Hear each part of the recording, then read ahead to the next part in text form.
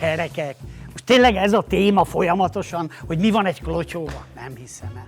Na gyere, megnézzünk egyet. Gyere már. Jó ez. Ez gyönyörű. Ez kevésbé. Ó, isteni. Szagi meg. Hajra is lehet. Ez jó. Ez jó. Ez jó. Ez szar. Ez is jó.